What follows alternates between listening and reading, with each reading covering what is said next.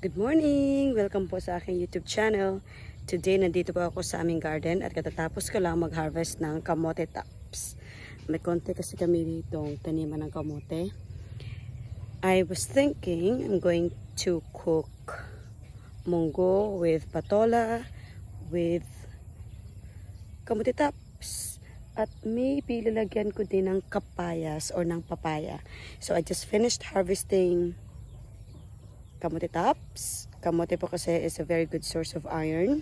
Sa mga taong anemic, ito po ay perfect. At marami din kaming patola. So I will harvest patola. Ito na nga po. I just finished harvesting patola. Ano bang tawag dito? Sponge cucumber? Ang English ng patola. At ito si Coco. Andun. Ang aking tatay ay busy rin sa kanyang taniman ng palay. And maybe kulang pa yun. I'm gonna get papaya. Lagay ko kaya ng papaya.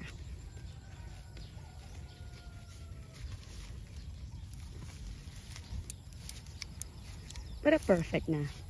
Munggo, papaya, patola. Wow. Protein rich ang ating luto ngayon. Ang saluyot. Hindi po namin napagtuunan ng pansin ang garden kasi everyone is busy nowadays.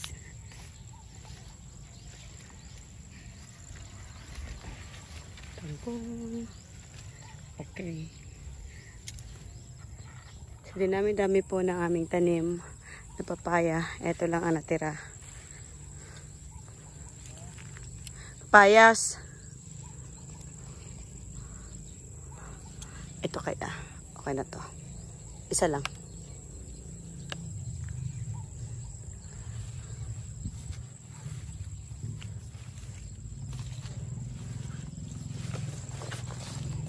Ito po yung Roselle. Roselle is a good source of vitamin C.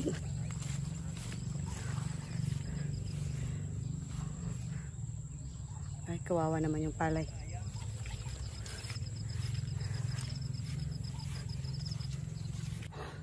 At ako po ay nadulas.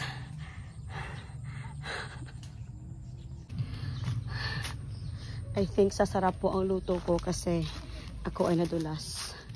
Ang hirap ng pinagdaanan ko para makakuha lang ito. Nadulas pa. So, luto na po ang pinaghirapan ko kanina. Nadulas pa ako. Nilagyan ko ng dried fish.